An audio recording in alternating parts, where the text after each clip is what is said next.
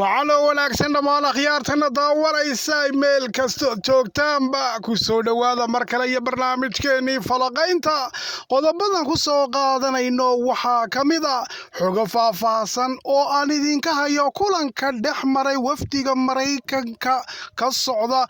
iyo madaxweynaha jamhuuriyadda Somaliland iyo heshiisyada hadda la galay iyo sida oo kale waxa aan faahfaahin idinka haya guulaha jamhuuriyadda Somaliland hadda u bilaabmay guushii qarniga ee aynu raadinaynay oo hadda markaasi aynu cagta saarnay haddii aynu nahay reer jamhuuriyadda Somaliland hambalyo ayaan idin sida aqoonsigii iyo markaasi horumarkii dalku uu markaasi sugayay oo hadda bilaabmay wasiirka arrimaha dibadda jamhuuriyadda Somaliland oo hadda wafdiga hordhaca ah ee madaxweyne Cabdiraxmaan Ciro hadda markaasi u sii gogol xaaraya wasiirka arrimaha dibadda Mastar Cabdiraxmaan Aadan ayaa imika booqasho ku tegay oo ka degay caasimadda dalkaasi Itoobiya Addis Ababa isagoo halkaasi ku gogol xaaraya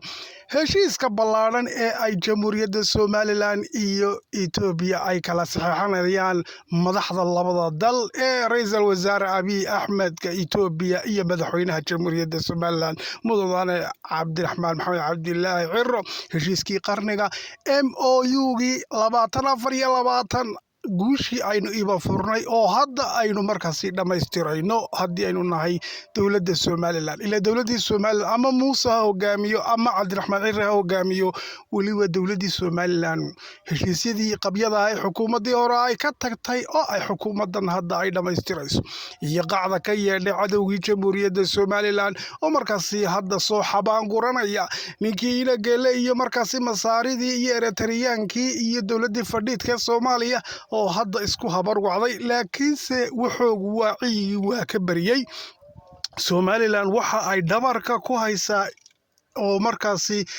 taageero weyn siinaya heshiiskana difaac weyn kaga jira xukuumadda super power-ka ah ee caalamka waa dowladda Maraykanka ayaa qorshahan imika dabada ka riixaysa waliba wafdigan hadda yimid Somaliland ajendayaashu yimaadeen waxa ka mid ah arrinkaasi in ay markaasi xukuumadda Somaliland ay markaa ugu laab qaboojiyaan in Maraykanku aqoonsiga Somaliland ay ka go'an tahay isaguna uu markaasi golayaashiisii horgeeyay haddana loo baahan yahay in la dhaqaajiyo heshiiskii hore qabyada u ahaa ee aqoonsiga Somaliland Maraykankuna taageeraha koobaad uu yahay taageeraha labaadna waa Ingiriiska ka saddexaadna markaasi waa Faransiiska sidaas ayay markaasi wadamada super power-ka ee UN awoodda kulli ay markaasi hadda u taageersan yihiin heshiiska markaasi aqoonsiga jamhuuriyadda Somaliland iyo badisdhaafsiga ee Itoobiya faahfaahin dheer ayaan idin haya qodobada iyo qodobo kale ayaa ku soo qaadanayna barnaamijka ku soo dhowaada waa hagaagan ku bilowna barnaamijka Somaliland in ay guul gaadhay waxa markii horeba horta dhowr barnaamij hore oo ninka ka hadlayay in uu markaasi aqoonsiga jamhuuriyadda Somaliland iyo heshiiskii MOU-ga la dhamaystirayo hadda markaasi ay tubta cagta saartay xukuumadda cusub oo halkii ay xukuumaddii hore marisay ay ka daba martay inkastoo dadka qaarkood ay yara dhaliilayeen lahaayeen ma xukuumadda Cabdiraxmaan Ciro wax soo siisay iyo miyaal guulwadaynaysa qarannimada guulwadayn markaasi uma baahna qaranka in la difaaco hal sidii aan Muuse bixi markaasi tubtu raacsanaa u difaacay ayuu baan markaa Cabdiraxmaan oo maray markaa madaxweynaha cusub iyo xukuumaddiisu in la difaacana markaa de waajib u yeelanaya waayo aqoonsiga iyo horumarka iyo qarannimadu mucaarid iyo muxaafid ma kala laha waxa weeyaan haddii mucaaridkii hore ay qalloocdeen oo waqtigii hore ay meel qaldan mareen maanta way soo tooseenoo yacni tubtii iyo qarannimadii iyo markaasi aqoonsigii ayay hadda cagta saareen dee calankeena iyo aqoonsigeena iyo qarannimadeena inaynu difaacnana mucaarid iyo muxaafid waa waajib ina saaran reer Somaliland wey hambalyaal idiin wadaay horta balkowdha qodobka labaad waxaa jirta hadda wafdigii ballaarnaa ee uu hogaaminayay generaalka ugu sareeya ciidamada Afrika u qaabilsan Maraykanka General Langley ayaa markaa horta wafdigan hogaaminayay safiir Soomaaliya muu hogaamin wafdigan iska dhaadhiciyo waxaana weeyaan markaasi missionka weyn ee Maraykanku uu ka leeyahay geeska Afrika qorshahaasi ayuu markaa horta ayaa laga wada hadlayay calankii jamhuuriyadda somalilan iyo calankii maraykankana waa la iska rabdhigay safiirkii markaasi soomaaliya haddii iidun lagu xoxoqi lahaana calankii somalilan iyo kii maraykanka oo ah mansabka labada dal in laga wada hadlayo ayaa halkaasi lagu caddeeyey oo labada calanoo iskarab yaaleen marka waxa weeyaan horta arrintan waxa ay ka socotay wafdigani barnaamijkii saakan wani ka hadlayay subaxii hore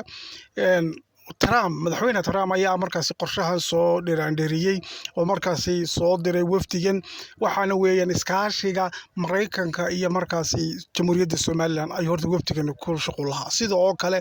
iskaashiga saddex geesoodka ah ee Mareykanka Itoobiya iyo Jamhuuriyadda Somaliland ayuu khuseeyaa qodobada ugu waaweyn ee markaasi hadaynu reer Somaliland nahay aynu dhegta u taaganaana waa aqoonsigii Mareykanku aqoonsigii saldhigga horta military ee berbere u baahan yahay shuruudda ku xidhan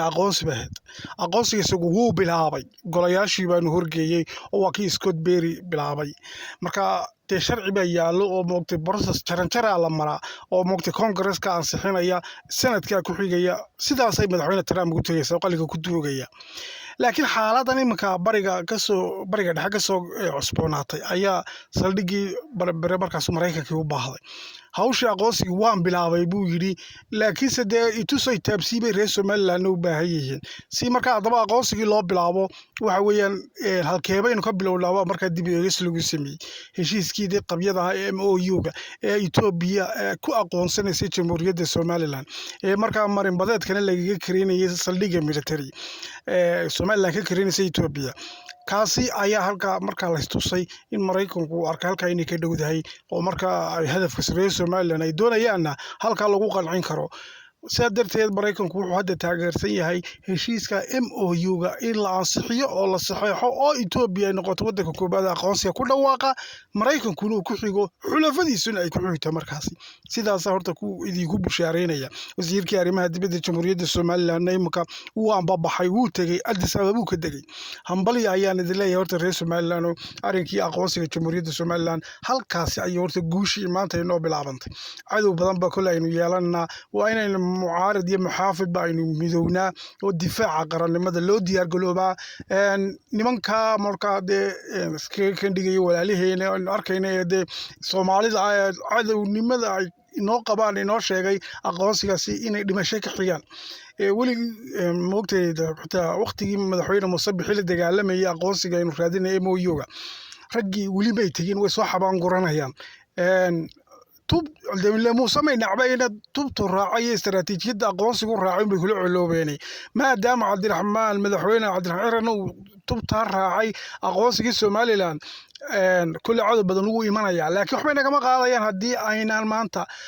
goldololooyin lahayn ma lihin mucaarad iyo muxaafid ba waxaynu u heelanahay aqoonsi raadis baynu ka sameynay maanta meel laynaga soo galaa ma jirto sidaas kugu duubnaano aqoonsigana hala raadiyo waana la raadinayaa iminka sababa ayaa heshiiska MOU-ga lagu soo saxeexaya aqoonsiga halkaas 30 dowladood ayaa markaasi oo iskugu jira de maadaama wadamada super power-ka aynu haysano waqtigii hore MOU-gii hore muxuu suurtoobi waayay Mareykan bay naga jeeday de Biden ba balaaye inagu hayo diidana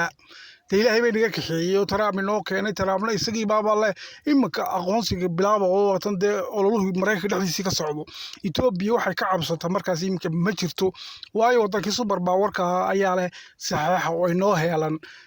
wala UN baan waxba naga qaadi karin Itoobiya iyo Somaliland cidnaba imka waxa weeyaan hor istaagi karta aqoonsiga Somaliland ma jirto saas ayana win weeyaan guul ayaan marka dhinacyadu aynu taaganahay guul iyo gobonimada leeyahay waftiga cusub maanta yimidna intaas ayuun bay hambaliyo u sideen madaxweyne Cabdiraxmaan Cirro in Mareykanku garab taagan yahay u heelan yahay aqoonsiga Somaliland ay ka go'an yahay lana shaqeynayo saa darteed in marka heshiiska MOU-ga la dhameystirana hadda ay markaasi doonayaan saas markii la islaaf gartay arinku dhamaaday wasiir Cabdiraxmaan wasiirka arrimaha dibadduna uu aanbabaxay maantaba